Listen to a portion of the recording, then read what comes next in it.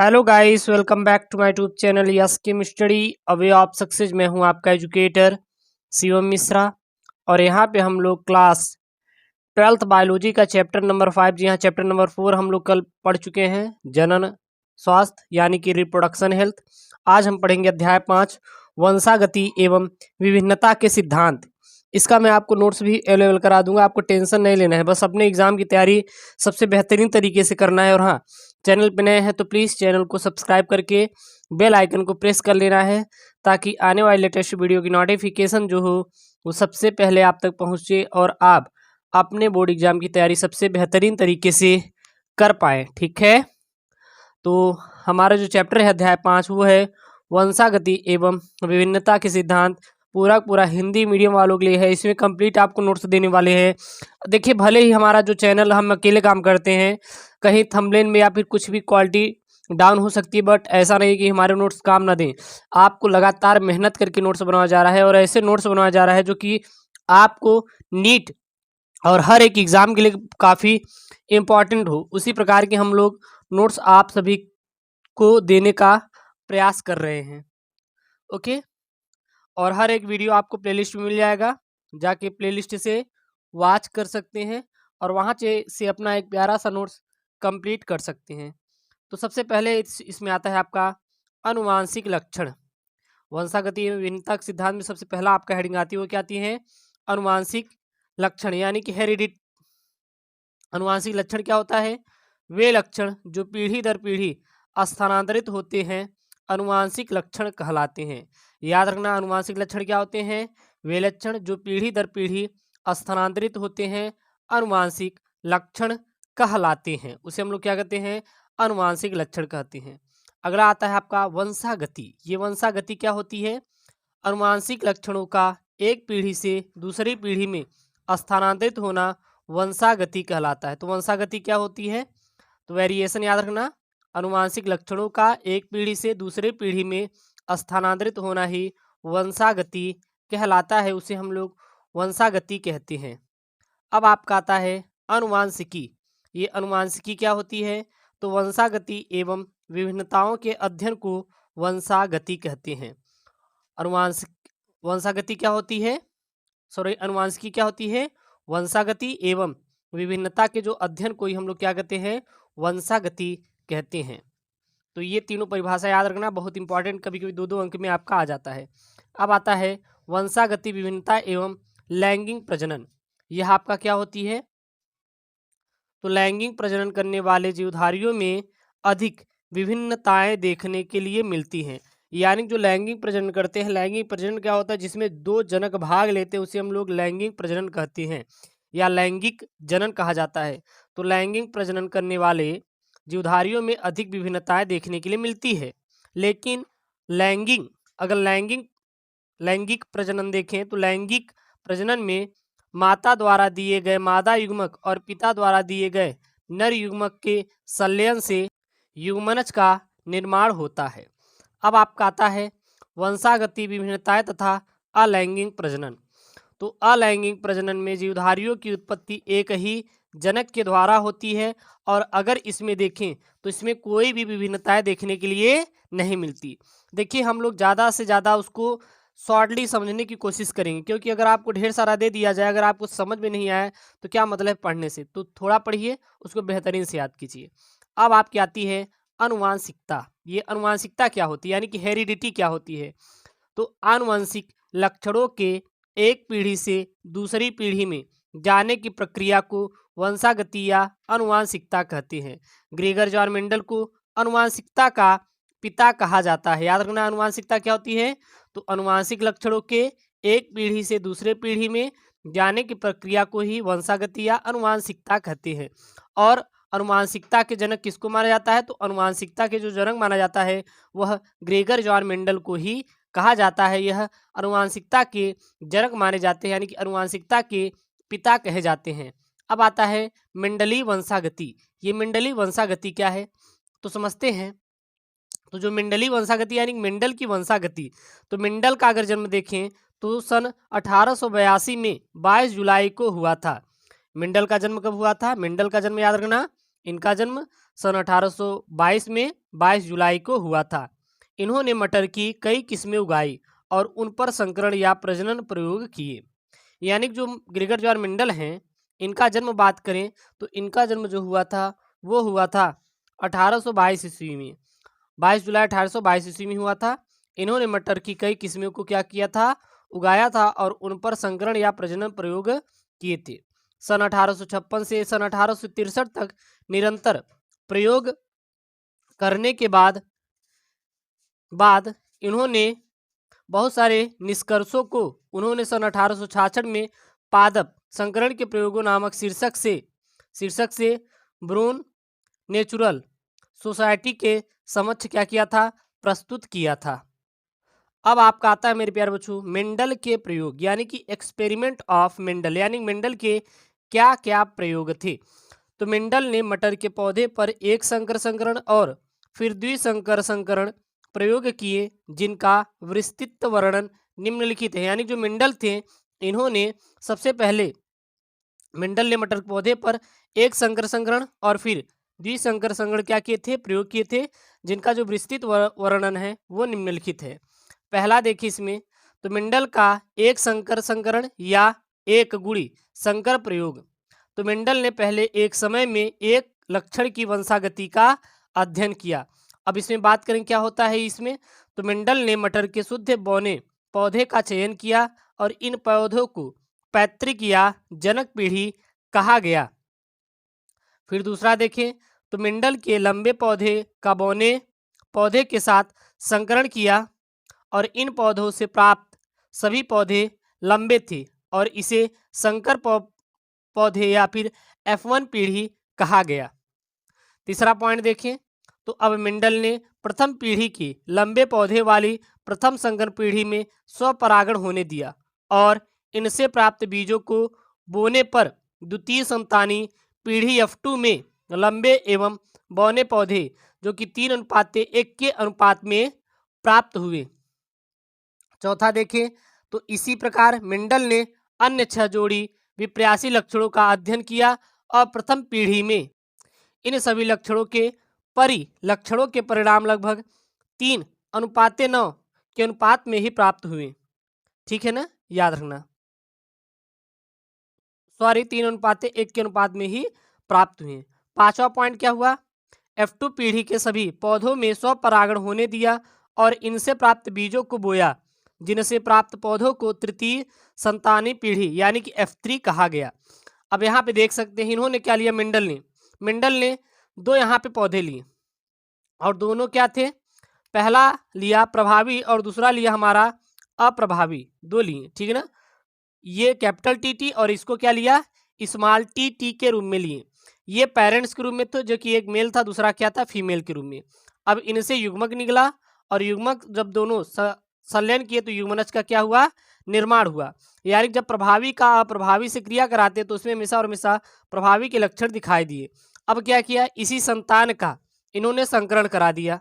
संतान का जब संकरण करा दिया तो इनसे अलग अलग होकर अब इसमें जो प्राप्त हुए, देखिए कैपिटल टी, एक कैपिटल टी स्मॉल टी, एक कैपिटल टी स्मॉल टी, एक स्मॉल टी, यानी कि ए 3 प्रभावी और एक हमारा क्या मिला, अप्रभावी मिला।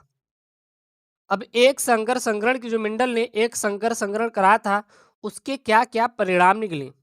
तो पहला ये निकला कि जब 2 विप्रासी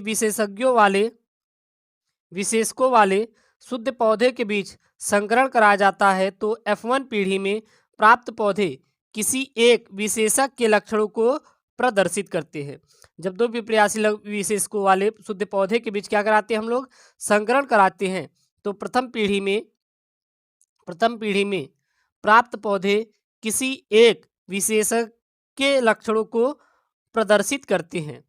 दूसरा देखें, तो इसमें यह आवश्यक नहीं है कि पौधे का नर युग्मक प्रयुक्त हुआ और किसका मादा युग्मक, दोनों ही स्थितियों में परिणाम समान रहते हैं। तीसरा देखें, तो F2 पीढ़ी में दोनों विप्रासी विशेषक प्रकट होते हैं और प्रथम पीढ़ी में प्रदर्शित होने वाले विशेषक F2 पीढ़ी में 3/4 अनुपात में प्रदर्शित होते हैं। पांचवा पॉइंट देखिए, तो F1 यानी प्रथम पीढ़ी में दोनों विप्रासी विशेषज्ञों में या विशेषज्ञों नहीं होगा, विशेषकों में से एक क्या रहता है, छिपा रहता है। अब आता है मेंडल का द्विसंकर संकरण प्रयोग। ये मेंडल का द्विसंकर संकरण प्रयोग क्या है? तो एक संकर प्रयोग के बाद मेंडल ने एक ही साथ दो जोड़ी विप्रासी लक्षणों को लिया। पहले तो एक लक्षण को लिया था, लेकिन अब उन्होंने क्या किया, दो जोड़ी विप्रासी लक्षणों को लिया। किसने लिया? मेंडल ने अपने द्विसंकर संकरण प्रयोग में। फिर उन्होंने बीज के गोले व झुर्रीदार लक्षणों के साथ साथ बीजपत्रों के हरे व पीले लक्षणों की वंशागति अध्ययन किया। मेंडल ने देखा कि गोल व पीले तथा झुर्रीदार व हरे बीज वाले पौधों में स्वपरागण होने दिया, तो इससे प्राप्त बीजों से उत्पन्न F2 पीढ़ी में लक्षणों के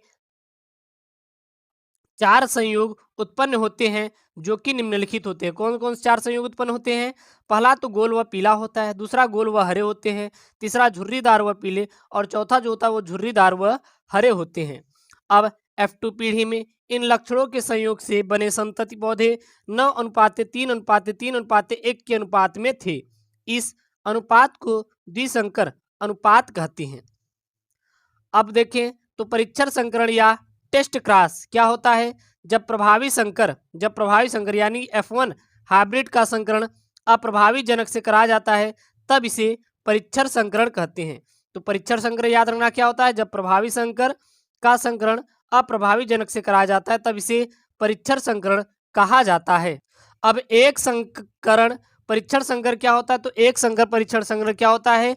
अज्ञात जीनोटाइप वाले टीटी या कैपिटल टी स्मॉल टी पौधे का संकरण अप्रभावी बौने पौधे यानी कि स्मॉल टी टी कराने पर निम्नलिखित परिणाम प्राप्त होते हैं।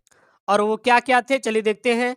तो पहला, यदि अज्ञात जीनोटाइप वाला लंबा पौधा समयुग्मजी कैपिटल टी हो तो सभी संतानें लंबी होगी। यदि अज्ञात जीनोटाइप वाला लंबा पौधा विषम युग्मजी यानी कि इस कैपिटल टी स्मॉल टी होता है, तो 50% संतानें क्या होंगी, लंबी होंगी, और 50% जो संतानें होंगी वो हमारी बौनी होंगी। अब अगला आता है जिन प्रारूप और लक्षण प्रारूप। ये जिन प्रारूप और लक्षण प्रारूप क्या होता है? तो सबसे पहले हम लोग जिन प्रारूप देखते हैं। जिन प्रारूप को ही बोलते हैं हम लोग जीनोटाइप बोला जाता है। तो जिन प्रारूप अनापेक्षित रूप से जनकों से वंशागति होने वाले जिन्स की कुछ रोग को प्रकट करता है, चाहे वे प्रदर्शित हो या ना हो। जैसे एक संकर संकरण के द्वितीय पीढ़ी यानी कि F2 पीढ़ी में प्राप्त पौधे का जिन प्रारूप शुद्ध प्रभावी किंतु संकर एवं अप्रभावी का जो अनुपात होगा वह 1:2:1 होगा। अब आता है लक्षण प्रारूप यानी बोले तो फिनोटाइप। तो लक्षण प्रारूप क्या होता है? किसी व्यक्ति का लक्षण रूप जीनों और वातावरण के पारस्परिक संबंधों द्वारा अभिव्यक्त बाह्य संरचना और क्रियात्मक लक्षणों को प्रदर्शित करता है। तो लक्षण प्रारूप और जीन प्रारूप समझ सकते हैं। जैसे कि आप हैं, तो आपके अंदर कौन जीन है ये जीनोटाइप देगा, लेकिन आपकी आकृति कैसी है, आप काले रंग हैं, गोरे हैं, ये जो लक्षण देता है आपका लक्षण प्रारूप कहलाता है। अब आता है मेंडल के वंशागति के नियम। तो मेंडल के वंशागति के निम्नलिखित 3 नियम थे। पहला क्या नियम था? जो पहला नियम था वो प्रभाविता का नियम था, यानी कि लॉ ऑफ डोमिनेंस। तो लॉ ऑफ डोमिनेंस क्या होता है? प्रभाविता का नियम क्या है?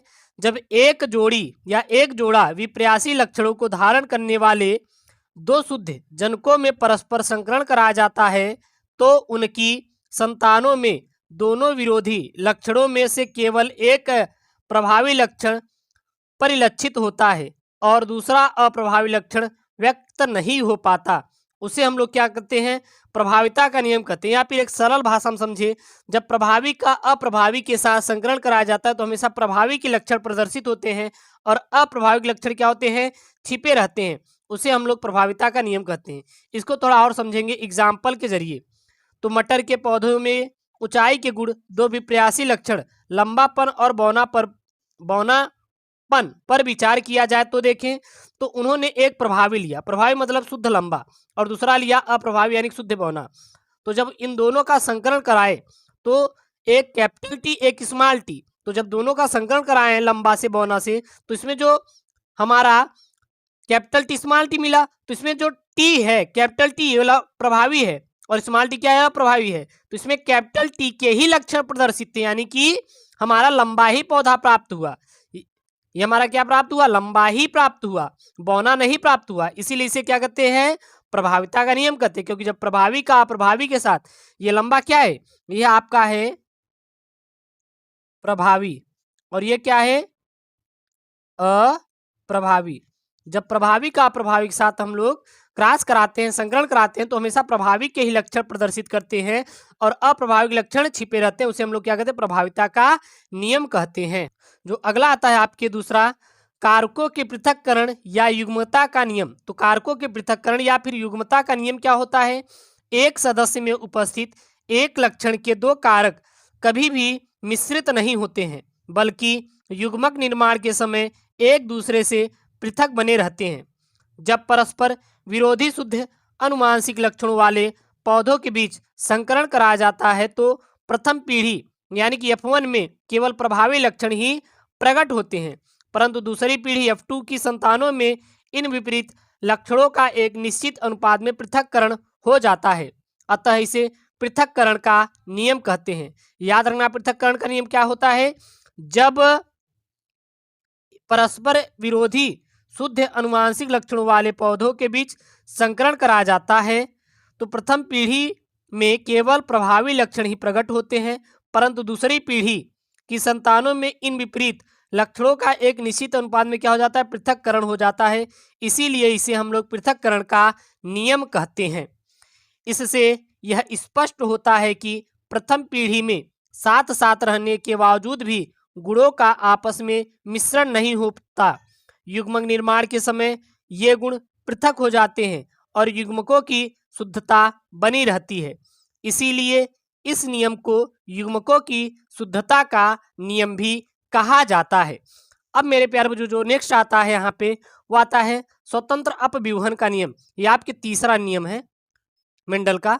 तो स्वतंत्र अपव्यूहन का नियम क्या होता है, तो मेंडल ने अपने कुछ प्रयोगों में दो विप्रयासी लक्षणों को ध्यान में रखकर परपरागण अर्थात संकरण कराया, जिसे द्विगुण कहते हैं। इस नियम के अनुसार जब दो जोड़ी विप्रयासी लक्षणों वाले पौधों के बीच संकरण कराया जाता है, तो इन लक्षणों का पृथक्करण स्वतंत्र रूप से होता है, अर्थात एक लक्षण की वंशागति दूसरे को प्रभावित नहीं करती। इसीलिए इसे हम लोग स्वतंत्र अपव्यूहन का नियम कहते हैं। अगर एग्जाम्पल में देखें, तो मेंडल ने पौधे के दो विप्रयासी लक्षण बीजों के आकार तथा इनके रंग के आधार पर चयन किया। मेंडल ने अपने प्रयोगों में शुद्ध गोल तथा पीले बीज वाले पौधे का, यानी कि कैपिटल RR कैपिटल YY, बोले तो ये रेड है और ये येलो है, का संकरण झुर्रीदार तथा हरे बीज वाले पौधे से कराया, यानी कि गोल तथा पीले RY राउंड में, जिसका अनुपात कितना था, जीनोटाइप वो 9 था, झुर्रीदार और पीले जिसका 3 था, गोल तथा हरे जिसका 3 था और झुर्रीदार हरे जिसका क्या था, 1 था। अब आपका आता है बहुविकल्पता। ये बहुविकल्पता क्या होती है, तो वह विकल्पी 3, 4 अथवा अधिक युग्म विकल्पी के सेट हैं, वे क्या है, सेट हैं जो सामान्य, जिनमें उत्परिवर्तन के फलस्वरूप उत्पन्न होता है और सजातीय गुणसूत्रों में उसी बिंदु पथ पर स्थित रहते हैं। वास्तव में बहुविकल्पी एक सामान्य जिन की विभिन्न अभिव्यक्तियों को प्रदर्शित करते हैं। इनकी लक्षण की बात करें तो ये एक जीन के 2 या 2 से अधिक रूप होते हैं। इनमें गुणसूत्र पर केवल एक एलील होता है, अर्थात एक युग्मक में इस प्रकार का केवल एक एलील ही होता है। विभिन्न बहुविकल्पियों में से केवल एक एलील अन्य सभी पर प्रभावी होता है और एक एलील अन्य सभी के लिए क्या होता है, अप्रभावी रहता है। जैसे अगर हम लोग देखें तो ए रुधिर वाले व्यक्तियों के प्लाज्मा में जो होती है वो क्या होती है, प्रतिरक्षी बी या फिर स्मॉल बी होती है। अब आता है सप्रभाविता या समप्रभाविता। यह सप्रभाविता या समप्रभाविता क्या होती है, तो प्रथम पीढ़ी के संकरों में अगर किसी जीन के दोनों युग्म विकल्पी या एलील समान रूप से साथ साथ अभिव्यक्त होते हैं, तो इन युग्म विकल्पियों को सप्रभावी एलील तथा इनकी वंशागति को सप्रभाविता भी कहा जाता है। आगे देखें तो द्वितीय पीढ़ी में संतानों का जीन प्रारूप और लक्षण प्रारूप दोनों में 1:2:1 का अनुपात पाया जाता है। एग्जाम्पल के देखें तो मानव रक्त वर्ग में एलील यानी कि first A and first B सप्रभावी होते हैं। अब आपका आता है घातक जीन। ये घातक जीन क्या होता है? वे जीन जो किसी व्यक्ति में उपस्थित हों और उनकी वंशागति का अध्ययन करने के लिए विरोध करे और उनकी जनन आयु के पहले ही मृत्यु कर दे, घातक जीन कहलाता है। अधिकांश घातक प्रभाव केवल समयुग्मनज अवस्था में उत्पन्न करते हैं। अब है यहाँ पे सुजननिकी क्या होती है आपकी? तो सर्वप्रथम सर फ्रांसिस गाल्टन ने वैज्ञानिक स्तर पर मानव के अनुवांशिक लक्षणों में सुधार करके मानव जाति का सुधार का विचार रखा और इसे सुजननिकी नाम दिया गया। सर फ्रांसिस गाल्टन को सुजननिकी का संस्थापक भी माना जाता है। अब सुजननिकी के प्रकार कितने होते हैं? तो यह 2 प्रकार के होते हैं। पहला होता है धनात्मक सुजननिकी और दूसरा क्या होता है? ऋणात्मक सुजननिकी। अब आता है आपके जुड़वा बच्चे। ये ट्विंस क्या होते हैं? जुड़वा बच्चे क्या होते हैं? तो एक साथ 2 बच्चों के जन्म या जनने या जन्मे को जुड़वा बच्चे कहते हैं। बच्चे यमज कहलाते हैं। और ये कितने प्रकार के होते हैं? 3 प्रकार के होते हैं। जब एक साथ 2 बच्चे पैदा हों तो उसे हम लोग जुड़वा बच्चे कहते हैं। और ये 2 प्रकार के होते हैं। पहला होता है, ये 3 प्रकार का होता है, सॉरी। पहला होता है एक युग्मजी या समरूप यमज, तो इनमें दोनों बच्चे समान होते हैं। और दूसरा जो आता है वो द्वियुग्मजी या भांति यमज। तो यह द्वियुग्मजी क्या होता है? इनमें बच्चे अलग अलग लिंग के होते हैं। तीसरा है यहाँ पे अस्थाई यमज। तो अस्थाई यमज क्या होता है? इनमें दोनों बच्चे आपस में जुड़े रहते हैं, उसे हम लोग क्या कहते हैं? अस्थाई यमज कहते हैं। अब आती है आपकी सहलग्नता। ये सहलग्नता क्या होती है मेरे प्यारे बच्चों आपकी? तो जब 2 या 2 से अधिक जिन्स एक ही गुणसूत्र पर तथा एक दूसरे के पास स्थित होते हैं तब यह स्वतंत्र अपव्यूहन नहीं दर्शाते बल्कि एक साथ वंशानुगत होते हैं। इन लक्षणों को ही सहलग्नता कहते हैं। अब आती है सहलग्नता की व्याख्या। तो प्रसिद्ध वैज्ञानिक मॉर्गन ने सहलग्नता का अध्ययन फलमक्खी में किया। उन्होंने बताया कि जो जिन्स एक ही गुणसूत्र पर स्थित होते हैं उन्हीं के कारण ही सहलग्नता उत्पन्न होती है और इसकी तीव्रता गुणसूत्रों में जिन्स की दूरी पर निर्भर करती है। सहलग्नता की तीव्रता सहलग्नी जीनों के बीच की दूरी के व्युत्क्रमित होती है। अब आती है लिंग सहलग्नता। ये लिंग सहलग्नता क्या होती है? यह विशेष प्रकार की सहलग्नता है जो उन जिन्स के बीच पाई जाती है जो लिंग गुणसूत्रों में उपस्थित होते हैं किंतु लिंग निर्धारण से संबंधित नहीं होते। समजात तथा विषम युग्मज एक्स और वाई गुणसूत्रों के खंडों की स्थिति के अनुसार ये जीन विनिमय नहीं कर पाते हैं। अब आपका आता है लिंग गुणसूत्र। ये लिंग गुणसूत्र क्या होते हैं? तो समस्त पृथक लिंगी अर्थात एक लिंगी जीवधारियों की कोशिकाओं में 2 प्रकार के गुणसूत्र होते हैं। पहला कौन सा होता है? पहला जो होता है वो होता है कायिक गुणसूत्र और दूसरा जो होता है लिंग गुणसूत्र।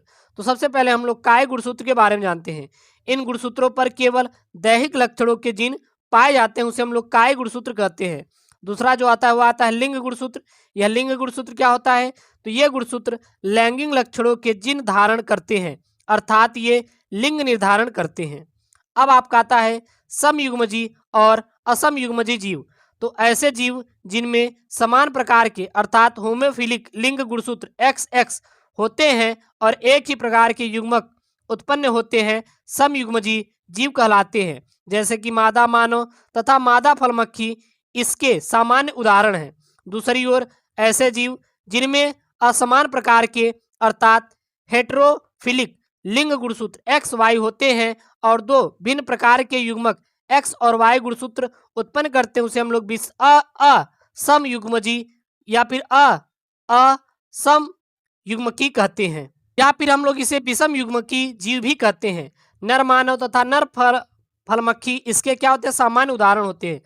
अब आता है मानव में लिंग निर्धारण। ये मानव में लिंग निर्धारण कैसे होता है? तो मनुष्य में 46 अर्थात 23 जोड़े गुणसूत्र होते हैं। इनमें 22 जोड़ी गुणसूत्र को ऑटोसोम्स तथा 23वीं जोड़ी जो होती है वो हेट्रोसोम्स या लिंग गुणसूत्र कहलाती है, क्योंकि 22 तो समान रहेगी लेकिन जो 23वां होती क्या होती जोड़ी भिन्न हो जाती है। 22 अगर बात करें तो 22 नर और मादा में दोनों समान होती हैं, लेकिन जो इसमें होती 22 प्लस एक्स हो जाता है, ये 22 प्लस एक्स यानी 22 44 समान है और 44 2 46 एक्स वाई हो जाएंगे। पुरुषों में एक्स वाई तथा स्त्रियों में एक्स एक्स गुणसूत्र पाए जाते हैं। अब पहला आता है एक्स एक्स और एक्सओ गुणसूत्रों का लिंग निर्धारण। तो इनमें टिड्डी, कॉकरोच, खटमल, गोलकृमियों एवं कुछ पौधों में जो हमारा लिंग निर्धारण होता है वो एक्स एक्स और एक्स ओ गुणसूत्रों के द्वारा होता है।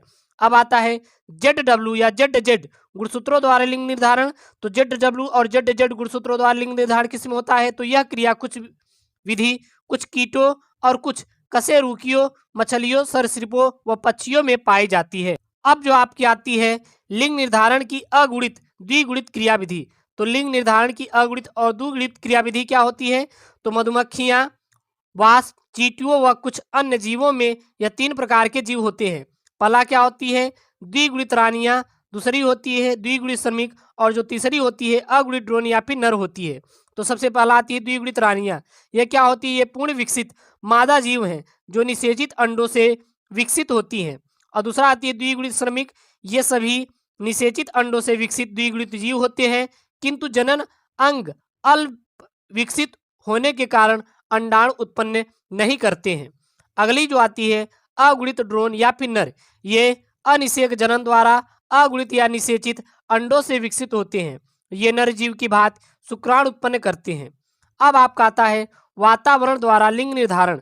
तो वातावरण द्वारा लिंग निर्धारण क्या है? तो पहला होता है हार्मोनों का प्रभाव, यानी जो हार्मोन्स होते हैं उसके प्रभाव क्या होते हैं? तो बोलेनिया नामक जलवासी कृमि के लार्वा में नर एवं मादा दोनों में से किसी में विकसित होने की क्षमता होती है। यदि ये कीचड़ में जा धंसते हैं तो मादा बन जाते हैं। यदि मादा कृमियों के झुंड में जाकर मादा के प्रोबोसिस से चिपकते हैं तो नर बन जाते हैं। दूसरा आपका जो आता है वो ताप का प्रभाव, टेम्परेचर से कैसे होता है? तो अनेक सरीसृपों में लिंग का निर्धारण उस ताप पर निर्भर करता है जिस पर अंडों का उष्मायन होता है। उदाहरण के लिए मगरमच्छ में 33 डिग्री सेल्सियस पर केवल नर, 31 डिग्री सेल्सियस पर उष्मायन से मादा मगरमच्छों का क्या होता है? जन्म होता है। अगर 33 हुआ तो नर बनेंगे, अगर 31 हुआ तो क्या हुआ? मादा मगरमच्छ बन जाएंगे। अब आपका आता है उत्परिवर्तन। तो उत्परिवर्तन क्या होता है? तो ह्यूगो डिवरीज ने विकास की प्रक्रिया के समर्थन में अपना उत्परिवर्तनवाद प्रस्तुत किया। उनका वाद सांद प्रिमरोज पर किए गए प्रजनन प्रयोगों पर आधारित था। उसने इस पौधे की समष्टि में अचानक ही विकसित 7 नई किस्मों के पौधों को देखा और उसने नई किस्मों को उत्परिवर्तित या म्यूटेंट तथा इस प्रक्रिया को उत्परिवर्तनवाद की संज्ञा दी। अब आता है उत्परिवर्तन का मूल आधार क्या था? तो उत्परिवर्तन का जो पहला आधार था वो प्राकृतिक रूप से जनन करने वाली जातियों संततियों में समय समय पर उत्परिवर्तन उत्पन्न होते हैं। दूसरा उत्परिवर्तन वंशागत होते हैं तथा इनमें नई जातियों का क्या होता है? विकास होता है। तीसरा उत्परिवर्तन दीर्घ ओवन और आकस्मिक होते हैं। अब आपका आता है उत्परिवर्तन के प्रकार, यानी कि उत्परिवर्तन में कितने प्रकार के होते हैं? तो 2 प्रकार के होते हैं। पहला होता है गुणसूत्रीय उत्परिवर्तन, दूसरा होता है जीन उत्परिवर्तन। तो सबसे पहला गुणसूत्रीय उत्परिवर्तन क्या होता है? तो गुणसूत्रों की संरचना तथा संख्या में परिवर्तन के फलस्वरूप उत्पन्न उत्परिवर्तन गुणसूत्रीय उत्परिवर्तन कहलाता है। दूसरा है जीन उत्परिवर्तन। तो डीएनए एवं आरएनए की संरचना में परिवर्तन को जीन उत्परिवर्तन कहते हैं। अब आपकी आती है मानव में अनुवांशिक अनियमितताएं, यानी कि जो मानव है उसमें अनुवांशिक अनियमितता क्या क्या होती हैं? तो पहला होती है दैहिक गुणसूत्रों की संख्या में परिवर्तन द्वारा अनियमितताएं उत्पन्न होती हैं। तो सबसे पहला इसमें होती है जब दैहिक गुणसूत्रों में संख्या परिवर्तन होगा। तो पहला होता है डाउन सिंड्रोम। तो इस रोग को मंगोलियन जड़बुद्धता या मंगोलिज्म भी कहते हैं। इस रोग का वर्णन सर्वप्रथम 1866 में लैंगडोन डाउन ने किया था।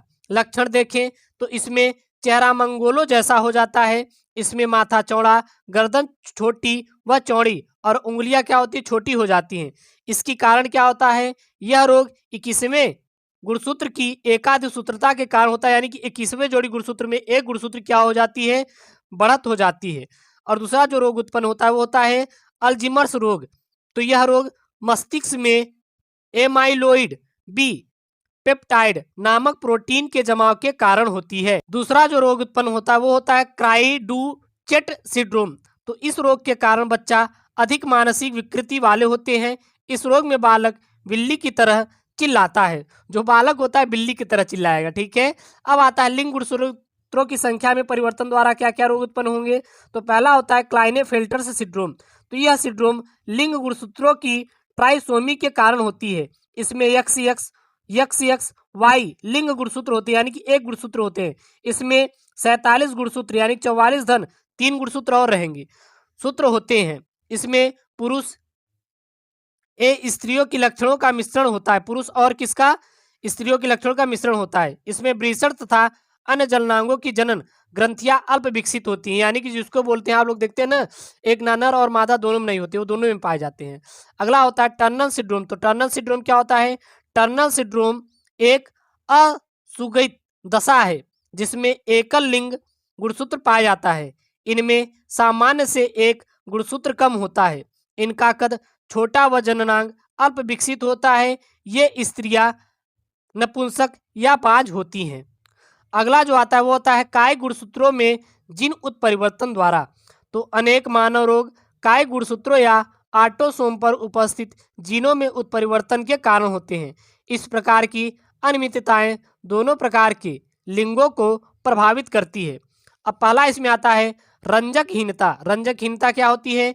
इनमें मानव की त्वचा वालों व पुतली का रंग मिलेनिन नामक रंगा पदार्थ की उपस्थिति के कारण होता है। अतः इस रंग की अनुपस्थिति के कारण त्वचा सफेद सी, बाल सफेद सी तथा पुतलियां गुलाबी या फिर लाल दिखाई देती हैं।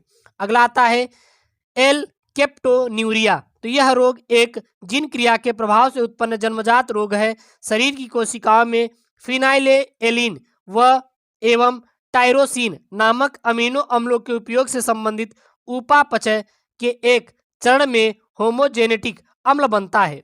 अब आपका आता है प्रभावी रूपों से वंशागत लक्षण। ये प्रभावी रूपों से वंशागत लक्षण क्या होता है। तो ये प्रभावी जिनके कारण होते हैं। एक जनक इन लक्षणों का वाहक होता है, जिसके कारण आधी संतान में यह लक्षण उत्पन्न होते हैं। यह अप्रभावी वंशागति के ठीक विपरीत होता है, जिससे विषम युग्मजीवी वाहक होता है, यद्यपि यह सामान्य की तरह व्यवहार करता है। अब आपका आता है वर्णांधता, कलर ब्लाइंडनेस। ये वर्णांधता क्या होती है। यह एक अप्रभावी जिन द्वारा नियंत्रित लिंग संलग्न रोग है। इसमें मनुष्य को लाल व हरे रंग में अंतर नहीं होता, अतः यह रोग लाल हरा अंधापन कहलाता है।